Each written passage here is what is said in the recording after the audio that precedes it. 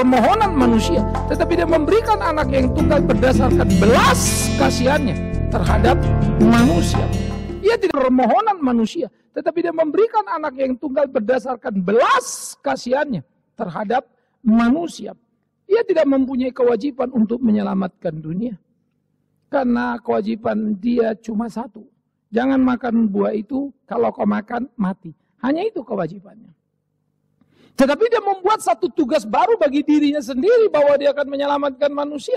Dan Allah menyatakan kebesaran kasih-Nya dengan memberikan anaknya yang tunggal, Yesus Kristus Tuhan itu, yang adalah dirinya. Kebesaran kasih pertama, ingat, tidak pernah ada manusia yang memohon kepada dia, ya Allah datanglah tolonglah kami. Tidak ada manusia yang dengan rendah hati membuat Allah tertegun melihat dan mengagumi manusia. Menara Babel menjadi satu wujud bukti kegagalan keberagamaan. Manusia ingin mencari Allah tanpa niat baik. Tetapi justru kesombongan yang mereka demonstrasikan. Karena mencari Allah menunjukkan Allah rendah dan yang mencari lebih tinggi. Emang kamu siapa? Dan Tuhan membubarkan manusia di Babel. Barang siapa menghitung apa yang dikerjakannya dan bangga sudah melayani Tuhannya ini dan itu, maka celakalah dia karena dia tidak pernah mengerti kasih Allah yang besar. Dan dia tidak tahu betapa dia adalah orang yang patut bersyukur melayani Allah dan tidak layak memperhitungkannya. Maka bukan karena manusia memohon, bukan karena manusia telah menjadi makhluk beragama yang berbudi tinggi, sehingga Allah memberikan anaknya yang tunggal. Tidak ada faktor manusia. Ingat, Menara Babel menunjukkan kebebalan manusia. Mau naik ke atas lagi? Sejak manusia jatuh dalam dosa, Kain membunuh Habel. Lalu sampai Tuhan murka memusnahkan manusia di air bah. Lalu muncullah peristiwa Menara Babel. Tetap saja tidak pernah belajar. Sampai kemudian mereka menjadi satu bangsa yang dipanggil di perjalanan dari Mesir menuju tanah perjanjian. Tetap saja bebal. Diberikan kerajaan sehingga mereka menjadi kerajaan yang sangat ditakuti. Tetap saja bebal. Pecah dua utara selatan. Bola balik diperingatkan. Tetap saja bebal. Utara hancur di tangan Asur. Selatan hancur di tangan Babel. Tetap saja bebal. Yesus datang dan mereka salibkan. Tetap saja bebal. Alasan apa? Allah mau mengasihi manusia. Tidak ada. Tetapi kebesaran kasih-Nya yang melampaui, melewati segala kegagalan, kebusukan kita lah yang bisa menggapai kita. Patutlah kita bersyukur kalau Dia mau mengasihi kita. Karena itu, kenapa berhitung dalam melayani Tuhanmu? Patutlah kita bersyukur pada kebesaran kasih itu. Karena itu jangan pernah berhenti dalam melayani Dia. Bahkan kalaupun itu nyawa yang dituntut darimu, engkau tidak bisa lari dari situ. Hal yang kedua, tidak ada satu makhluk sorgawi yang kemudian dengan segera mempengaruhi Allah supaya memberikan anaknya yang tunggal. Ia tidak menerima nasihat daripada malaikat. Dan tidak ada kemudian hal-hal yang membuat ada persidangan di sorga, lalu diputuskan untuk menolong manusia. Seperti dalam cerita Yunani kuno, di mana para dewa rapat dan saling berdebat apa yang akan mereka kerjakan di bumi terhadap manusia. Alkitab tidak mengajar itu. Sehingga tidak ada perdebatan surgawi, karena Tuhan tidak perlu meminta pendapat malaikat. Dan tidak ada usulan malaikat, karena malaikat tidak sejajar dengan Allah. Dia dalam inisiatifnya, Dia di dalam kebesaran cintanya lah memutuskan untuk menolong manusia. Sehingga cerita kekristenan lewat berbeda amat sangat dengan cerita Yunani kuno yang menggambarkan bahwa para dewa itu pun berdebat. Zeus mempunyai anak titisannya, yang ini mempunyai anak titisan. Bahkan kalau anak ini berkelahi dengan anak manusia ini, yang titisan dewa digambarkan. Di dunia sana, dewa pun berkelahi. Dan seringkali ikut campur urusan manusia. Sehingga muncullah istilah manusia setengah dewa. Dan Yesus bukan setengah dewa. Dialah yang hidup itu. Nah, cerita Yunani kuno banyak sekali memang mempengaruhi pemikiran-pemikiran pada zamannya. Dan termasuk mempengaruhi pemikiran kekristenan. Karena itulah kekristenan selalu perlu mengevaluasi diri. Memurnikan pemahamannya. Supaya paham itu murni seperti apa kata Alkitab. Dan tidak dipengaruhi oleh pemikiran-pemikiran salah yang ada di sekitarnya. Jadi ingat, ia menyatakan kasihnya bukan karena kita manusia makhluk beragama yang baik, sehingga dia berkenan melihat lalu melirik. Jadi bukan agama.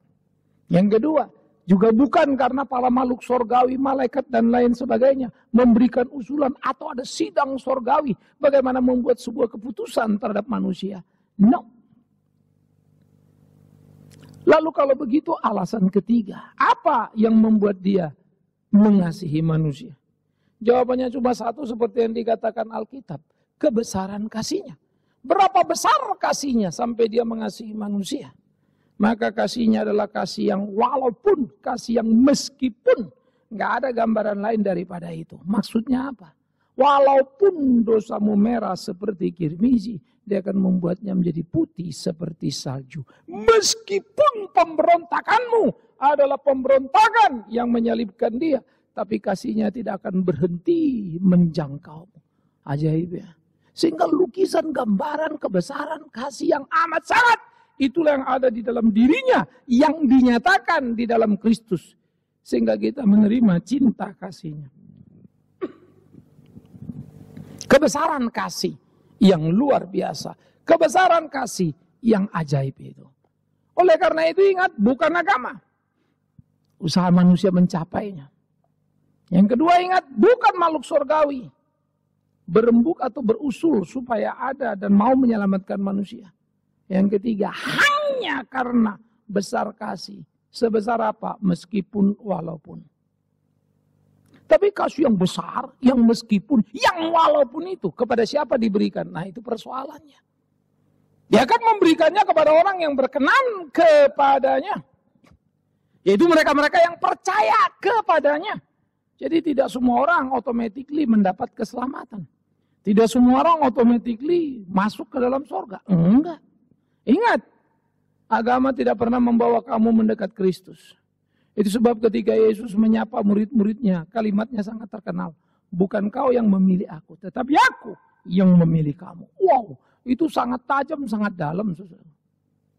It's not about you. It's about God. Kita tidak pernah bisa mencintai dia sebelum dia mencintai kita. Karena kita tidak tahu apa itu cinta. Sebelum dia menyatakannya kepada kita. Cintanya lah membuat kita mengerti cinta. Sehingga kita bisa mencintainya. Dan mencintai sesama kita. Jadi kebesaran kasih yang begitu luar biasa. Kebesaran kasih yang begitu ajaib. Dinyatakan kepada manusia. Yang berkenan kepadanya. Yang percaya padanya. Maka orang yang percaya itu tidak akan binasa, melainkan beroleh hidup yang kekal. Yang percaya itu tidak akan ke neraka, melainkan ke sorga. Yang percaya, bukan hanya yang menyebut namanya. Saya suka ketika Matius mencatat kalimat Yesus dengan sangat tegas. Tidak semua orang yang menyebut namaku, Tuhan, Tuhan masuk sorga. Koma! Tetapi mereka yang melakukan kehendak Bapakku. Orang percaya pasti melakukan kehendak Bapa. Orang percaya tidak akan takut dalam hidupnya. Orang percaya jangankan tidak punya harta, mati pun dia rela. Orang percaya itu harus tampak dalam buah-buahnya. Maka kita tidak bisa berkata, saya percaya Kristus, saya melayani Kristus. Karena pada akhirnya buah hidup kita lah menjadi ujiannya. Karena itu jangan pernah biarkan orang menggugurkan buah dalam hidupmu. Jangan pernah biarkan orang mengganggu engkau sebagai pohon yang berkenan di hadapan Tuhan. Jangan pernah biarkan orang meluluhlantangkan seluruh harapan dan pengabdianmu kepada Tuhan. Orang lain boleh jatuh, kau tetap berdiri. Orang lain boleh menyangkali, kau tetap setia. Orang lain boleh pergi, tetapi engkau tidak akan pernah meninggalkan dia. Itu kekristenan. Jangan pernah berpikir semua akan berjalan mulus. Ya, saya belajar melayani dengan motivasi yang murni, tapi tidak serta-merta semua pelayanan saya jadi mulus. No. Saya berusaha menjaga sedemikian rupa. Tapi nggak gampang. Nggak langsung Jauh lebih gampang dengan cara manusia untuk membuat gereja besar. Jauh lebih gampang dengan cara manusia untuk membuat pelayanan berkembang. Jauh lebih gampang. Menggerakkan dengan sistem organisasi. Dan bukan pengabdian yang penuh. Maka semakin belajarlah aku betapa sulitnya. Bukan saja membawa orang percaya dan sungguh-sungguh melayani dia. Bahkan diri kita pun terseok-seok seringkali dalam mengiring Tuhan. Dan kita harus berkelahi tiap hari dengan diri sendiri. Supaya bagaimana kita bisa hidup benar di hadapannya. Oleh karena itu saudara-saudaraku yang kekasih. Cinta kasih yang besar yang dinyatakan kepada kita. Orang yang percaya padanya. Maka inilah yang diungkapkan Paulus dengan cara yang luar biasa. Pasal 3, Yohanes bicara itu, di pasal 17 Yohanes juga sebetulnya mencatat. Maka dikatakan, aku berdoa buat mereka, bukan buat dunia. Rupa-rupanya Yohanes memberi dua istilah dunia. Dunia secara umum dan dunia secara khusus. Dunia umum adalah dunia semua manusia. Dunia yang khusus adalah orang-orang pilihan Kristus. Maka dikatakan semua yang kau berikan tidak satu pun yang binasa. Kecuali dia yang ditentukan binasa yaitu Yudas. Artinya apa? Yudas tidak pernah masuk dalam pilihan. Itu sebab dia binasa. Tapi yang dalam pilihan menyangkal pun akhirnya kembali ke jalan Tuhan. Itu namanya Petrus. Dan dia menyesali seluruh perbuatannya. Bukankah Petrus juga berbuat busuk dengan menyangkali dia? Oh, Yudas lebih parah menjualnya. Apa bedanya? Meninggalkan Yesus dengan uang atau tanpa uang? Sama saja. Toh kau tinggalkan. Tetapi mengapa Petrus berubah? Itulah orang pilihan.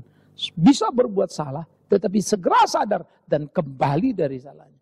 Orang tidak dalam pilihan, berbuat salah dan terus menerus di dalam kesalahannya. Tapi dua-duanya sama-sama rasul. Dua-duanya sama-sama murid Yesus.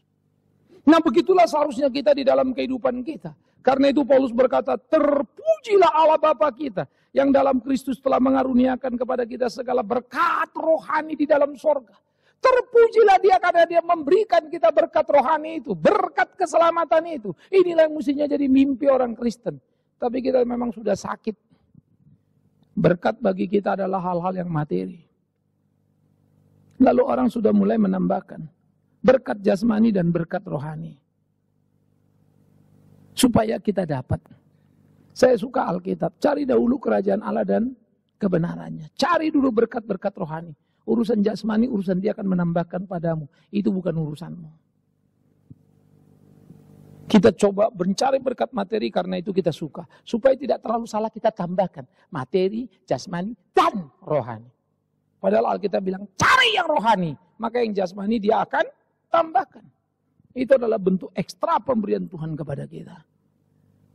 Itu bukan permintaan spesial kita. Saya suka Alkitab. Saya suka doa Bapa kami. Berikan kami hari ini makanan kami yang secukupnya. Cukup untuk hari ini. Istilah beri kami hari ini. Menunjukkan hari ini bukan hari esok.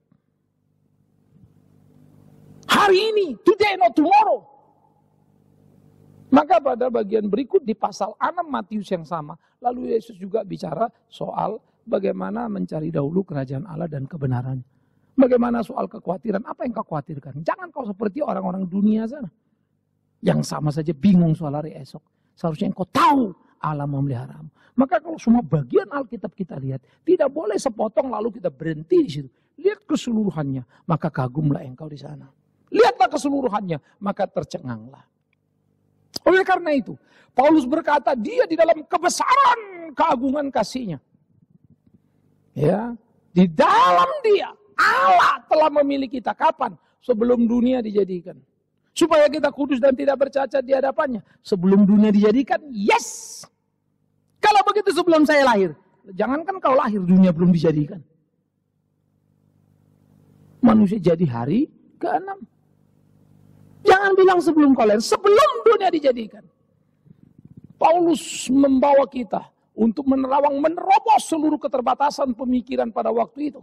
Yunani hanya memahami about the time. Di sini, di sana. Tapi yang di sana misteri yang mereka buat. Tidak ada yang mengenal kekekalan. Dalam pengertian kekal secara utuh. Semuanya menangkap fenomenanya. Manusia hidup mati, hidup mati, hidup mati. Itu saja yang mereka pahami. Tapi lebih dari itu tidak. Apa arti kekekalan? Hanya Tuhan yang bisa membawa kita ke dalam pengertian. Karena kekekalan adalah milik Dia. Nah, oleh karena itu di dalam kekekalan Dia pilih kita. Artinya apa? Dalam kedaulatannya Dia memilih siapa yang Dia mau. Oh, dalam kekekalan itu Dia tahu mana yang cocok, mana yang enggak cocok. Sehingga dalam tahunya Dia memilih kita. Kalau begitu, itu sama saja kita mau berkata. Jadi dalam pengetahuannya, sebelum kita Allah ada, Dia sudah tahu kita akan ada, Dia tahu kita akan baik, baru pilih kita. Kalau begitu kita dipilih karena apa? Kebaikan. Padahal pasal 2 Paulus dengan segera berkata, kalau engkau diselamatkan, itu kasih karunia, bukan hasil usahamu. Bukan karena pengetahuannya Dia, cinta kasihnya. Karena kalau dalam pengetahuannya mau bicara seperti itu, masa Dia nggak tahu habis diselamatkan kita dipilih lalu kurang ajar lagi? Apa Dia nggak tahu? Itu sebab Yesus berkata, kalian 12 muridku, aku yang pilih. Tapi satu di antara kalian akan mengangkat tumit menghantam aku. Dia tahu. Karena itu Dia mau tunjukkan artinya sebuah pilihan. Nah, itulah cerita 12 murid. 11 itu ternyata pilihan, satu enggak. Begitulah gereja. Di dalam gereja semua berkumpul. Dipanggil, tetapi belum tentu dipilih. Semua melayani, belum tentu orang yang berkenan kepada Tuhan. Karena itulah kita belajar dan terus bergumul, bersyukur untuk cinta kasih-Nya. Sehingga Dia sudah memilih kita sebelum dunia dijadikan. Mari kita mulai berpikir apa yang dikatakan Yohanes 3:16. Dia begitu mengasihi dunia. Tapi mulai tanya, dunia mana? Pasal 17 bilang, dunia yang diperkenannya. Dunia yang dipilihnya. Aku berdoa buat murid-muridku, bukan buat dunia. Dia membedakan dua dunia. Mereka di dalam dunia, tetapi tidak sama dengan dunia. Hai murid-muridku, engkau ada di dalam dunia. Tapi engkau tidak sama dengan dunia. Karena itu jadilah garam dan terang dunia. Yesus dengan segera sudah membuat permusuhan yang sengit. Kamu di dalam dunia, tapi tidak sama dengan dunia. Jelas terblok dua. Dan kamu harus jadi terang dunia itu. Katakan pada dunia yang gelap apa itu terang. Tapi jangan kau kaget sebagai terang. Engkau akan dianggap barang aneh dan dihabisi. Sebagai terang engkau bisa dianggap mengganggu kegelapan. Mengganggu ketenangan orang dalam kegelapan. Dan engkau akan dimusnahkan. Nah itu konsekuensi dalam hidup keberimanan kita. Nah oleh karena itu saudara-saudaraku yang dikasihi oleh Tuhan Yesus Kristus. Di tengah pergumulan keimanan kita, di tengah pergumulan kehidupan percaya kita. Kita mesti sungguh-sungguh melakukan apa yang menjadi kehendak Tuhan. Sehingga hidup kita sungguh-sungguh menjadi hidup yang berjalan dari waktu ke waktu bersama dengan Dia. Nah inilah pertandingan keimanan. Inilah pertandingan orang percaya. Dan kita harus memenangkan kompetisi itu. Kita harus berkelahi. Dia menentukan kita dari semula untuk menjadi anak-anaknya. Bukan kita menentukan Dia menjadi Bapa kita. Dia sejak menentukan kita jadi umat kepunyaannya. Bukan kita memilih Dia untuk kita mau percaya padanya. Alkitab ini konsisten dari PL sampai PB. Ketika Dia datang kepada Adam dan berbicara. Ketika Dia datang pada Israel dan berbicara. Akulah Tuhan Allah. Dan aku mau ini dan itu. Waktu memberi 10 hukum. Akulah Yehova Elohim. Jangan ada padamu Abba CDMG. Aku yang membawa kau keluar dari Mesir dari perbudakan. Aku Allahku, Allahmu, kau umatku. Jadi bukan umat yang bilang engkau Allahku. Lalu memilih seperti agama. Agama adalah memilih Tuhanku. Kristen adalah Tuhan memilih aku.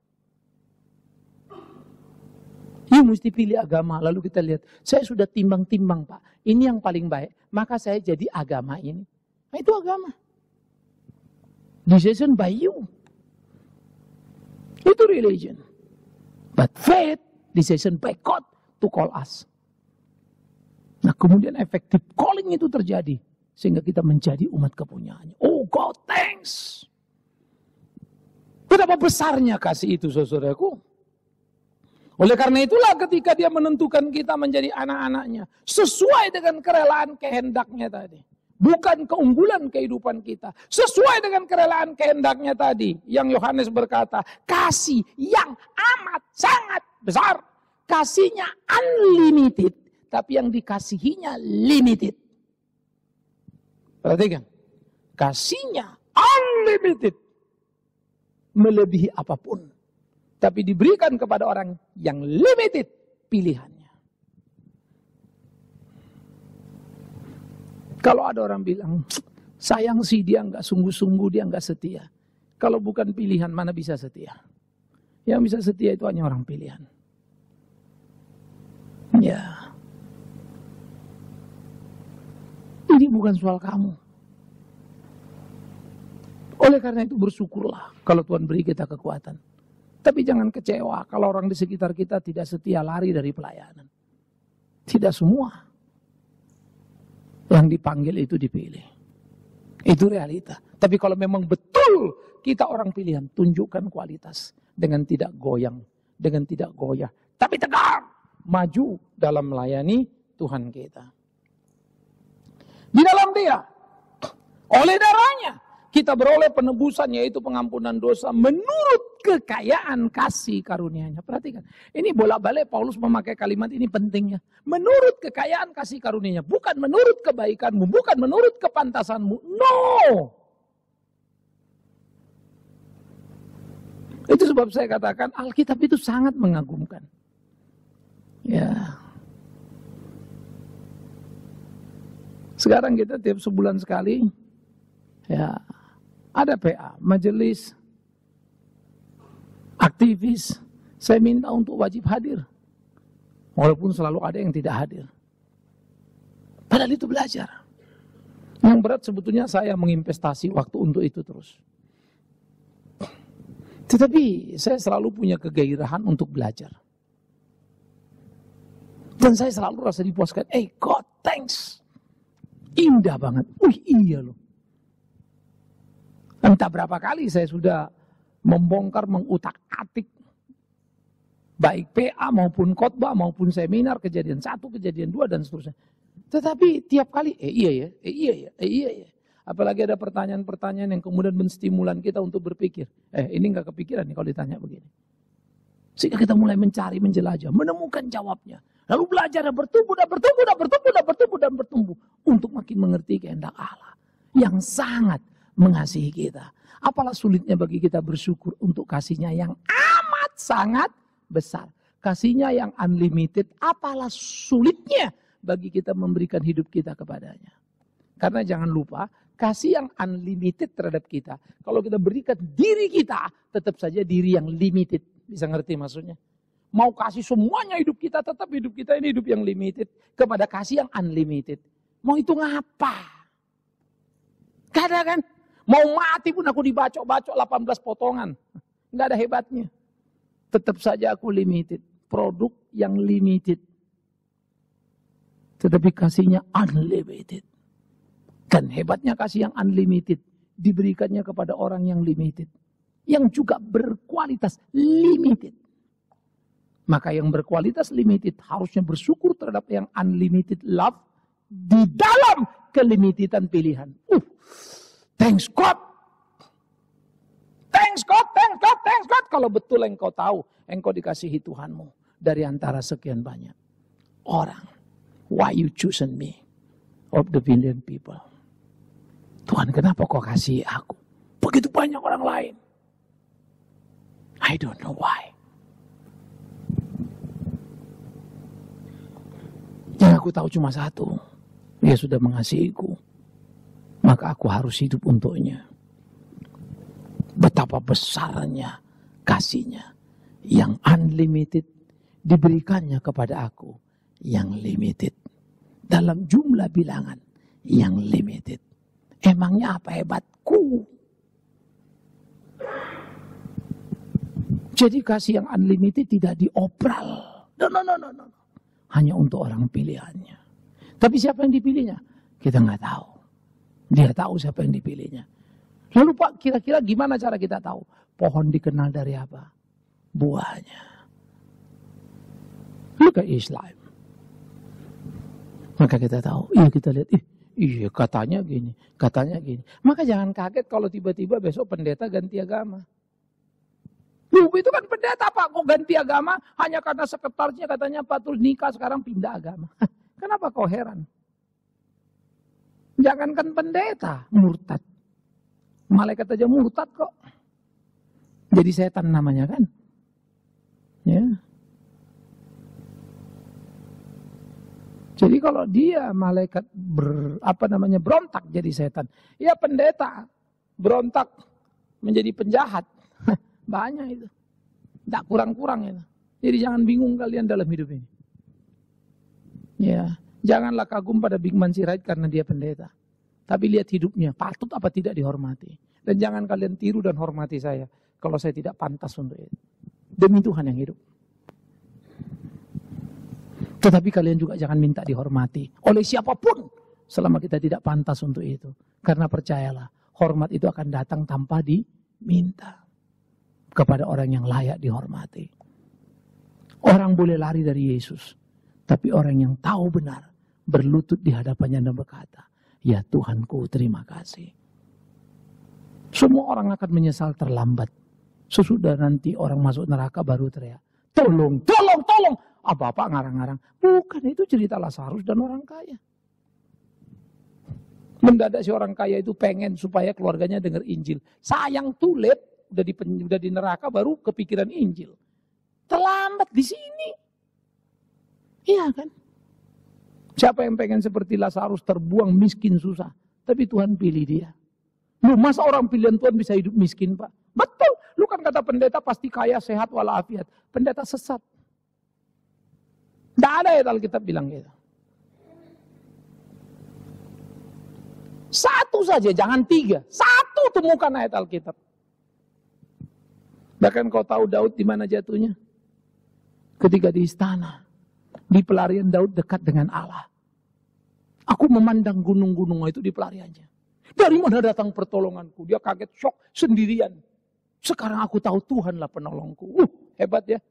Dekat banget sama Tuhan. Tuhan adalah gembalaku. Begitu sampai istana. Sudah berubah. Tuhan kirim Betseba padaku.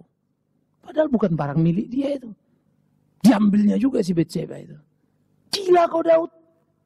Kau bunuh pula lagi suaminya. Datang Nabi, datang berteriak padanya. Ada orang gini-gini. Habisi orang itu, kata si Daud kan. Mengambil yang bukan haknya. Kaulah orangnya. Baru dia nangis teriak. Tuhan ampun. Tulet. Kau tahu malapetaka Daud? Ketika di istana, anaknya berontak pada dia. Mau kau istana? Kalau anakmu berontak padamu? Enggak mau Pak. Karena itu rela lah tinggal di gubuk. Kenapa kau ribut?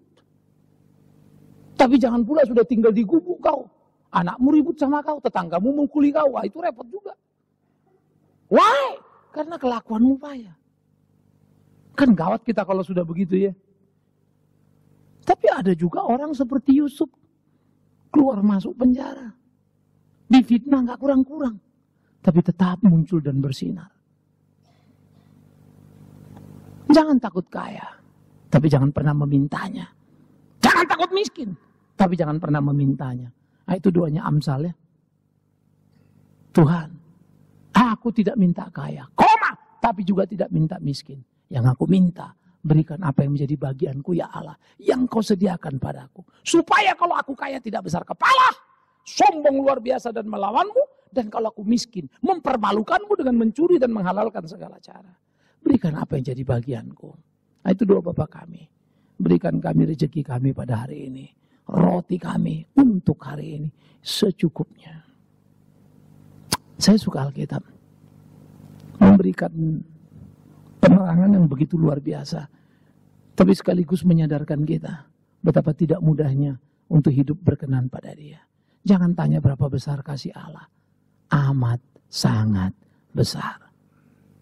Tidak terukur, tidak terbilang. Melampaui akal budi dan pikiran. Jangan pernah tanya berapa besar kasih Allah. Terlalu luar biasa.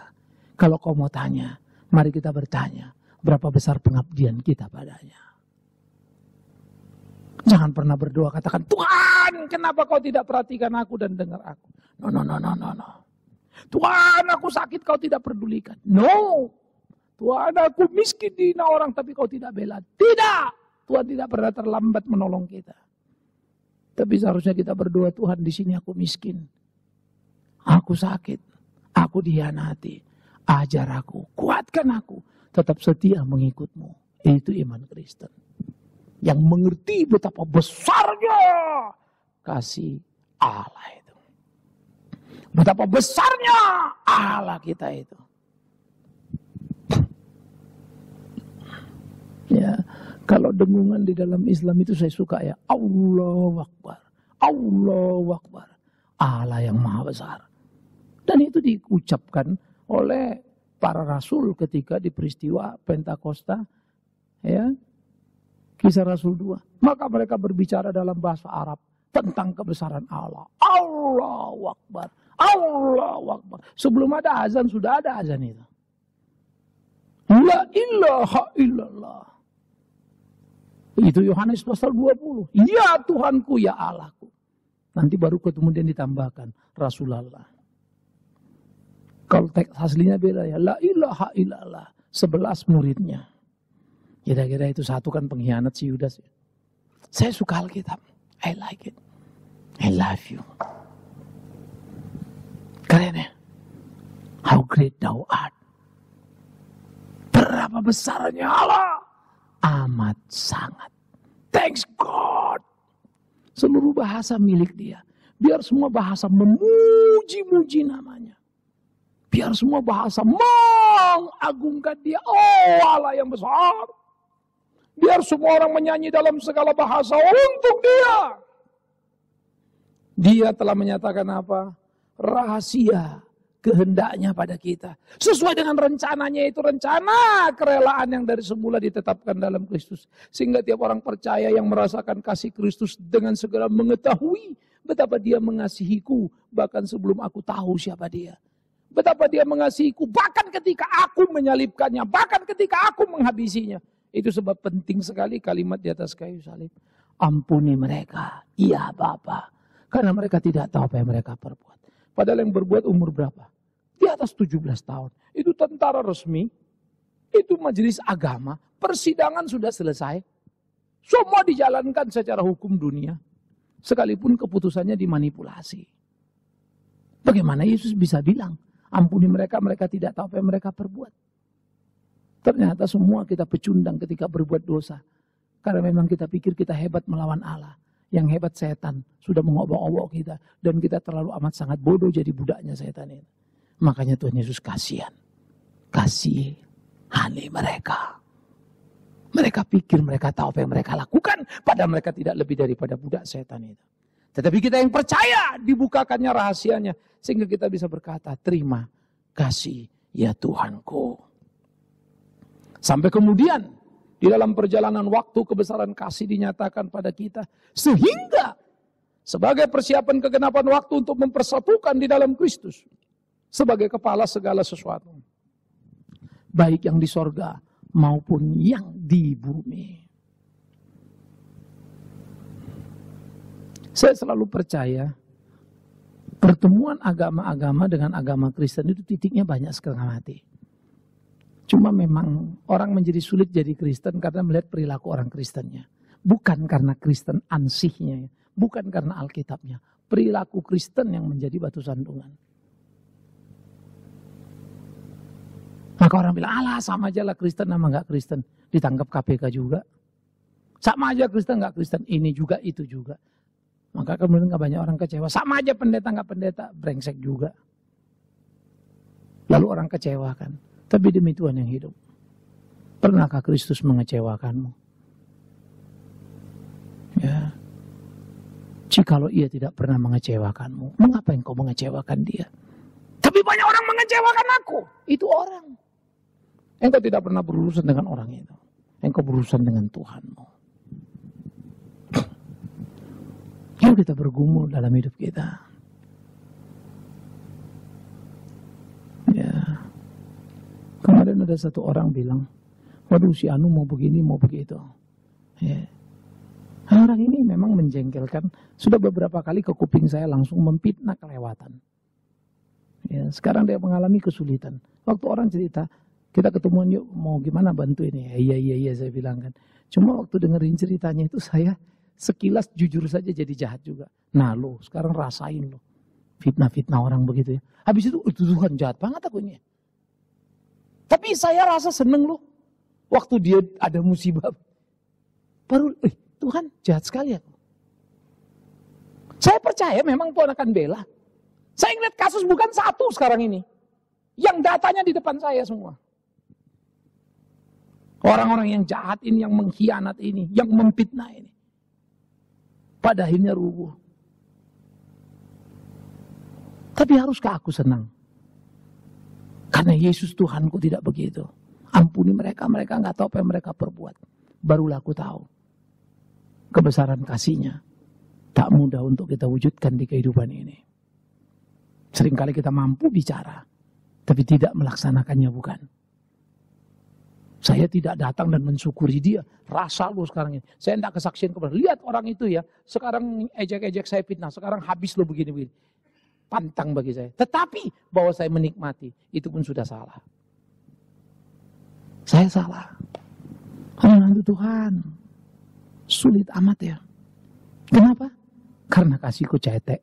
Dia besar. Waktu kasihku besar. Dia sangat besar. Waktu kasih sangat besar. Dia lebih dari lebih. Kapan aku bisa sama dengan dia? Enggak pernah. Maka apa yang bisa aku lakukan untuk menyamainya? Cuma satu.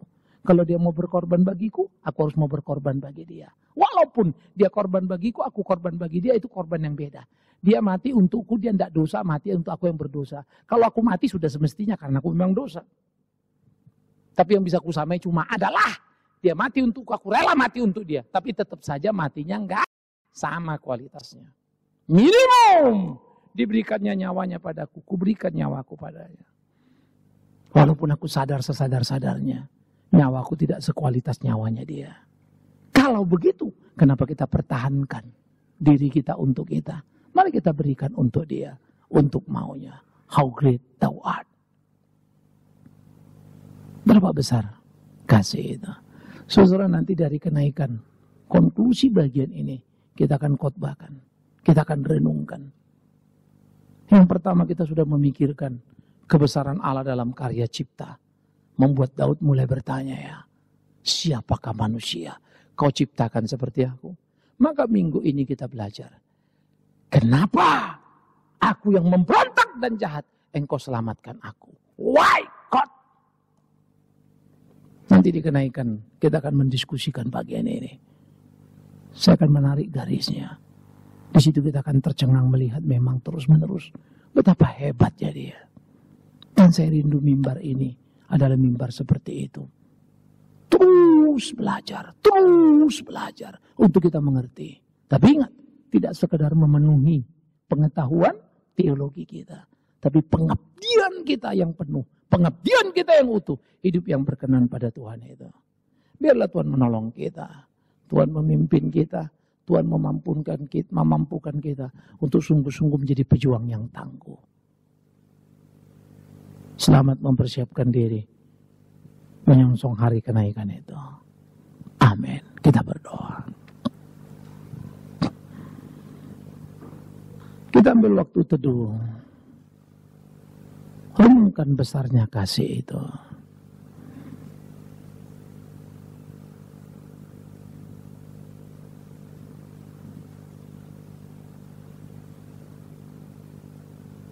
Bapa di dalam surga, kami bersyukur, kami berterima kasih besarnya kasih-Mu dalam hidup ini. Kami bersyukur, kami berterima kasih karena kasih yang tak terhingga Kau beri bagi kami. Terpujilah Tuhan kami. Kami berdoa di kesempatan minggu yang kudus ini ya Tuhan, tolonglah supaya di tiap langkah dan perjalanan hidup kami berkenan kepadamu. Kami mau seperti apa yang Tuhan mau, mampukanlah. Kami mau menyerahkan hidup kami ke dalam tangan-Mu. sebagai gerejamu buat kami mensyukuri anugerah itu. Dengan menjadi jemaat yang sungguh, jemaat yang bertumbuh, jemaat yang memenangkan jiwa, jemaat yang membawa jiwa, yang setia melayanimu. Sehingga dimanapun kami ada, pribadi lepas pribadi, Tuhan mampukan kami jadi saksi. Terima kasih. Betapa besarnya Engkau ya Allahku, dalam karya ciptamu, dalam karya penebusanmu. Tak ada yang mampu melukiskannya, melebihi apapun yang ada. Tak ada yang bisa menahannya, tak ada yang bisa mengukurnya. Betapa ajaibnya, demi Yesus Kristus Tuhan. Yang ajaib kasih-Nya, yang ajaib karyanya. Kami berdoa, kami berterima kasih. Amin. Kita bangkit berdiri, saudaraku yang kekasih, dan kita akan bersama-sama mengikrarkan pengakuan iman rasuli.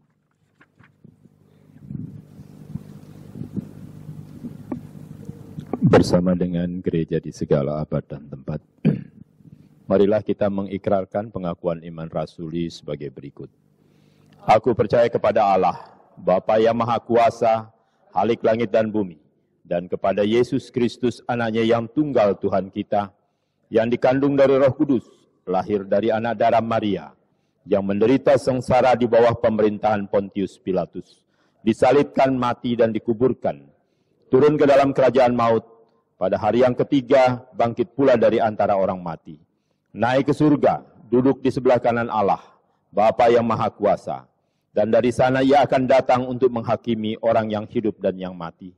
Aku percaya kepada Roh Kudus, gereja yang kudus dan am, persekutuan orang kudus, pengampunan dosa, kebangkitan orang mati, dan hidup yang kekal. Amin. Silakan duduk.